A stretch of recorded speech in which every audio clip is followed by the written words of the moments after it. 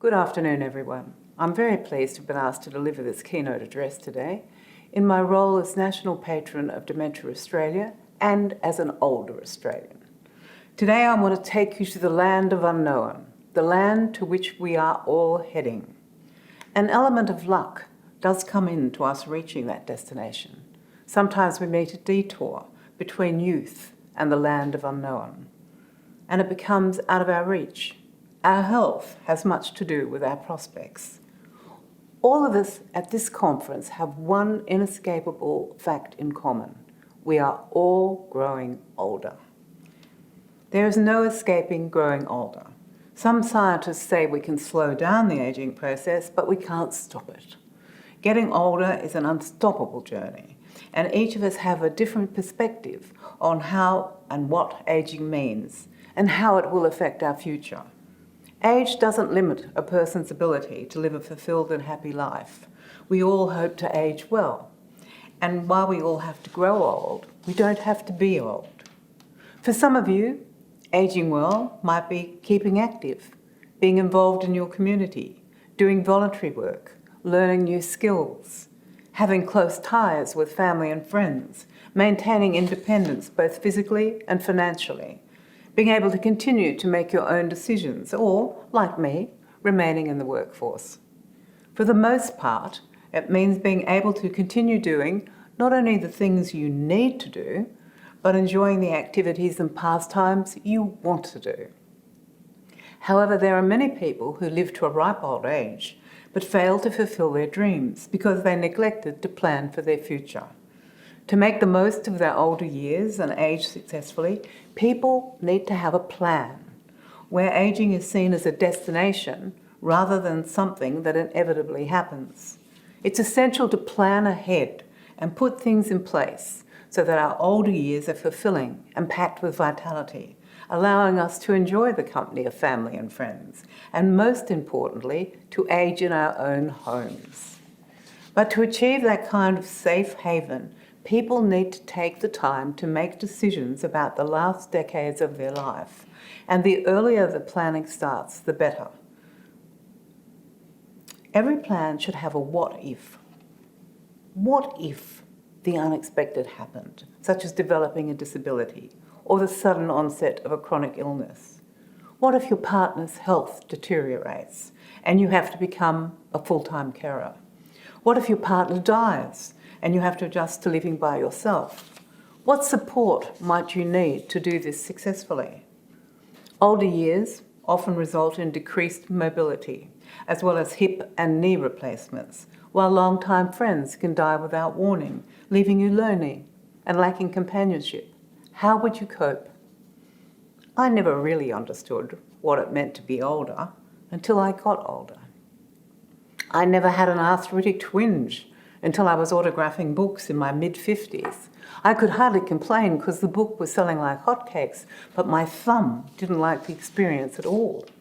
I never thought much about being on my own until my children left home.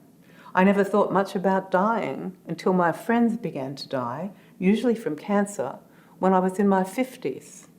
And I never thought about older old age until I cared for my father when he was in his 80s. He had vascular dementia, the second most common dementia after Alzheimer's disease, which accounts for about 70% of all cases in Australia. I was his principal carer, so I understand the effect that dementia has on the individual and their families and their friends. I know the tears, the laughter, and the mixed emotions that are part of the dementia journey. It's a period of my life that I will never forget, but I will always cherish the opportunity to look after Dad. Like me, he was a journalist, editor, and author. I followed in his footsteps. His dementia often made him do things that were quite out of character, both amusing and sometimes sad. Dad was aware of what was happening, but as the disease developed Dad was aware of what was happening to him as the disease developed, and had a level of understanding that he was not quite the person he used to be. He often told me how depressed he felt. This experience has helped me to understand and appreciate what many families go through and the stress and strain that the disease brings to family life. Dad's dementia was manageable most of the time, but upsetting because we, my three brothers and I, didn't like to see Dad this way. He'd always told us what to do, and now we were telling him what to do, always tactfully so as not to upset him. These are very difficult times for families trying to do the right thing by a parent. Somehow we coped, and Dad was happy in the strange place he often inhabited. There were times, though, when he seemed perfectly lucid, and when he was back in the real world, he seemed content. He liked to walk around his garden, he enjoyed his tucker and the occasional glass of red or a nip of scotch. He took to napping in the sunshine on his front veranda in the afternoon, and I think, all things considered, Dad's last years were pleasant and comfortable. But you do have to laugh sometimes. You do have to laugh, because otherwise you spend much of your time crying. I have very happy moments of light-hearted times. One Christmas Eve, I took the children to have afternoon tea with Dad at his home, and he was waiting for us in the lounge room, sitting before a blazing log fire, wearing his favourite red woolen jumper. It was about 32 degrees outside. "Dad," I said, "what's with the fire?" "I was cold," said Dad. "Well, right." So we had afternoon tea in front of the fire on one of the warmest summer's days. It was a memorable, hot Christmas Eve. And another time, and I'm sure Dad won't mind me sharing this story with you, Dad was in Sydney's Royal North Shore Hospital getting a pacemaker. He'd had the surgery and was recuperating, and they had him hooked up to various machines monitoring his heart. Dad decided he had enough. He wanted to go home. He got up, ripping everything off, and headed for an exit door, and he was stopped. I was called and asked to come over and calm him. When I got to the hospital, Dad said to me, "Funny ship, this." And you know, sometimes if you're in a hospital, there is a noise. You could think you were on a ship. There's sort of a sound that sort of reminded me of a ship. So Dad says, "Funny ship, this. When it docks, they won't let you go ashore." I picked him up on the weekend to take him home, and I had my daughter Kate with me. And I made him a cup of tea, and we were sitting in the kitchen. "You look well," said Kate to Grandpa. "Yes," said Grandpa. "I've been on a cruise." As I said, you do have to laugh. Someone in the world develops dementia every 3 seconds. What if you received a diagnosis of dementia? Dementia Australia's research tells us that nearly 7 in 10 Australians have been personally impacted by dementia, with more than a third having a close family member with dementia. Currently, almost 500,000 Australians are living in dementia. It's the second leading cause of death in Australia, and it's the leading cause of death in women. There are few treatments for dementia and no cure. It's important to remember that a person with dementia is still a person. Never forget the person. And to ask yourself, how would you wish to be treated if you had a diagnosis of dementia? At Dementia Australia, we're encouraging everyone, in whatever community they live, to create dementia-friendly communities that support people living with dementia to enjoy a high-quality life with meaning, purpose and value, in communities that are inclusive, enabling people with dementia to remain actively engaged in all aspects of community life and to continue living the life they choose. Our program aims to improve understanding and awareness of dementia so that people living with dementia are respected, supported and empowered. Communities that welcome people living with dementia help to reduce stigma, discrimination and social isolation. Each dementia-friendly community is unique, but may include inclusive groups that are social, sporting, recreational, or community groups that self-define as welcoming people living with dementia. Volunteering and paid employment opportunities for people living with dementia, community events and activities such as becoming a dementia friend, or community cafes for people living with dementia and their families. We have sessions for people who want to know more about becoming a dementia friend. They are generally informal social gatherings where people feel welcomed and accepted and are able to remain socially connected. The physical environment of our community needs to be considered too.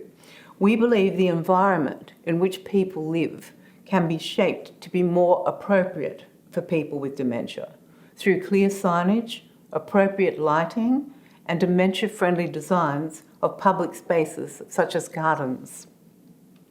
Many people with dementia lead happy, fulfilled lives. Every person's dementia is different. A person living with dementia may not be able to do all the things that he or she once did, but they can do much more than most people realise. In a dementia-friendly community, we want to encourage everyone, when they see someone, we'll say someone confused, perhaps at the checkout, not sure what credit card to use, to ask themselves, could it be dementia? Be patient, offer to help. Sometimes all it takes is just to go up to the person and say, can I help you? And you can see they're having confusion with their credit card, and you just say, use that one. And the moment's over, and everything's fine. Creating a dementia-friendly community starts with becoming a dementia-friendly friend. So find out more at dementiafriendly.org.au or call our National Dementia Helpline on 1800 100 500. They can also provide advice if you want to set up your business or organisation as dementia-friendly. It can make a big difference to your employees. So ring the same number, 1800 100 500. While there are no guarantees, the evidence does show that people who adopt brain-healthy lifestyles are less likely to develop symptoms of dementia. Research has shown that people who regularly stimulate and challenge their brain with complex mental activities are, on average, more likely to have better cognitive function that will decline less as they age, and importantly, are less likely to develop dementia. This is true for those at middle age as well as people who are older. Aging well is a lifelong process. Until new treatments are found for dementia, people should adopt a lifestyle that may reduce their risk for dementia. It's never too early or too late to start to age well. And let me make an important point. Dementia is not a normal part of aging. Yet our research shows that over half of Australians attribute the symptoms of dementia to being a normal part of aging. Over 50% think that difficulty performing simple or familiar tasks is a normal part of aging. Nearly 1 in 5 Australians said that if family members had memory loss or confusion, they would think it was a natural part of aging. While risk increases with age, let me repeat, dementia is not a normal or a natural part of aging. Dementia is a chronic disease. About 70% of Australians with a dementia diagnosis live in the community. More than half of all residents living in Australian residential aged care facilities have a diagnosis of dementia. People living with dementia who are supported to live well in the community, dementia-friendly communities in particular, are more likely to stay in their homes longer and are less likely to enter residential aged care prematurely. And if we look at statistics, here's some positive news. 75% of people aged 85 do not have any signs of dementia. Being brain healthy is relevant at any age, whether you're young, old, or in between. However, it is particularly important once you reach middle age, as this is when changes start to occur in the brain. There are many things people can do to help reduce their risk of developing dementia, such as looking after their brain health, their body health, and their heart health. Keep your brain active by challenging it with new and stimulating hobbies and social interaction. When you do this, you are actually exercising your brain cells and strengthening the connections between them. Keeping fit and healthy is important. Regular exercise helps to grow new brain cells and keeps them alive. Looking after your heart is critical. Keeping blood pressure, cholesterol, blood sugar, and weight at healthy levels plays a big part in brain health.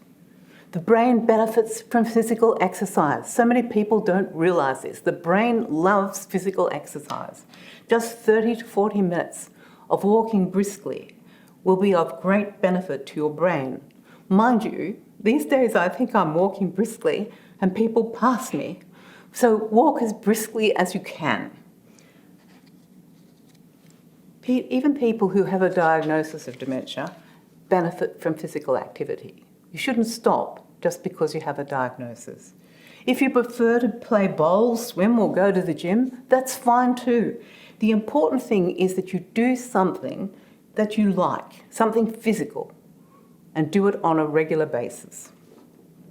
Keeping physically active is one of the most important ways to age well and benefit the brain, and it isn't a hard thing to do. But again, research tells us that less than 40% of adult Australians do this. If you're serious about aging well, your commitment needs to be a lifelong one. You have to get in the habit of physical exercise. Do I practice what I preach? I do. I do strength training and balance 3 times a week at a gym, and sometimes 4. I passionately believe in the benefits of physical exercise. As well as keeping physically active and adopting healthy eating habits, there are other things that people can do to reduce their dementia risk. These include participating in social activities. We are social animals. We're not meant to isolate. Human beings like company. Seeing your family and friends, getting a good night's sleep. So many of us shortchange ourselves on a good night's sleep. Don't do that. Having regular health checks with your doctor. Don't smoke and avoid excessive alcohol intake. Of course, you can have a drink. It's excessive drinks that are harmful. Mentally challenge your brain with things it hasn't done before, such as learning a new language, taking up a new sport, learning bridge, or reading a book about a subject with which you're not familiar. It's never too late to learn something new, no matter how old we are. And most of us are capable of learning new things. No one stops us from doing this but ourselves. We are the ones who push ourselves forward or hold ourselves back. Whatever our age, we have the responsibility to shape our lives. No one else can live our lives. It's really up to us. But as we get older, we often put brakes on ourselves. So resist the urge to do that. Push yourself. You might be surprised at what you can actually do, what you can achieve. And if anyone here that you love has received a diagnosis of dementia, keeping their brain active is important to keep it functioning well. They should stay social, enjoying the company of others. Play games like puzzles and crosswords and card games. Try new things like an exercise routine and learn a new hobby like painting or sewing. Dementia Australia research shows that exercise can not only reduce a person's risk of getting dementia, but it may improve the quality of life for people in all stages of dementia. If you're still not convinced about the benefits of physical exercise, a recent dementia study estimated that a 25% reduction, now think about that, a 25% reduction in physical inactivity rates could potentially prevent nearly 1 million cases of Alzheimer's disease worldwide. 1 million cases avoided simply by taking up regular physical activity. Yesterday, I came across a report when I was researching for this talk in the British medical journal Lancet, which reported that worldwide, 5.3 million deaths were caused by physical inactivity. 5.3 million deaths. That's a staggering figure, don't you think? Health experts say the impact of physical inactivity is comparable to that of cigarette smoking. I find that a sobering thought. But the good and reassuring news is that it's never too late to start exercising. Once again, research shows that adults who work out in their later years, even after 70, still appear to live longer and have a lower risk of disability. So you have no reason not to do some physical exercise. Not everyone gets to be old. Some people don't make it. I think you have to be lucky to get to be old. But ageing represents change, a change in lifestyle, a change in things that we are able to do, a realisation that one day we might be dependent on others, and consequently, people fear it. I did a radio interview with a Melbourne station recently, and the interviewer asked me if I wished I was 32 again and still in my prime. "What are you trying to imply?" I asked. "I'm still in my prime, I'm just at a different stage."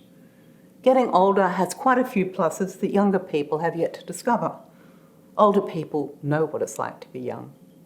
The young, however, have no idea what it's like to be older. When you are older, it's easier to maintain a more optimistic view of life than someone younger. Getting older means that in many ways, a person is better equipped to relax and enjoy life as adults, rather than the kids they once were. Much of the confusion, insecurity, and emotional turmoil of the early years are behind you. In its place are direction, confidence, and, a certain toughness too. Older people know what they want and how they can pursue it. We know how to pace ourselves. We know when to push, when to stand back, when to shove, and when to shove off, without the slightest bit of embarrassment. And I think it's such a good feeling. There is a tendency to write off older people because there is a belief that they have passed their use-by date, but nothing could be further from the truth. We have only to look around us to see that many older Australians are still making a worthwhile contribution to Australia's economy and way of life. Older Australians should feel proud of being such important contributors. Some are still in the paid workforce, including 6% of our centenarians. Now, isn't that encouraging news? Many work as volunteers for all kinds of good causes. They help raise their grandchildren, whose parents have to work long hours to pay off the mortgage and for household necessities, their children's education. Grandparents provide the largest amount of childcare in Australia. They often dip into their savings to give their adult children money to help them pay their bills and buy essential items for their families too. A recent study done by the Edith Cowan University in WA shows that grandparents who regularly look after their grandchildren live up to a decade longer than those who don't. It seems that grandchildren often allow their grandparents to age with purpose. Never take your health for granted. Have regular checkups. Do not dismiss anything at all, any symptoms, as a normal part of ageing. If you're worried about your memory, see your GP. I stand here as a proud and happy older woman. I do not like the term elderly. I was dismayed when I turned 70 to see a newspaper article in which the male writer declared Ita Buttrose is elderly. The term elderly is used as if older people were a collective. We are not. We are all individuals. Most of us don't waste time thinking about how old we are. Well, okay, maybe every now and then. As for the term senior citizens, we don't call people junior citizens. So why senior citizens? If I must, I can live with older, but never mature. We are not a cheese. Mature sounds like a brie ripening on a plate. There are only a few places on earth where people are living the longest, happiest, and the healthiest of lives. The people living in these zones share a key thing in common: friendship. The power of friendship is believed to contribute to a much better quality of life as we grow older or confront adversity.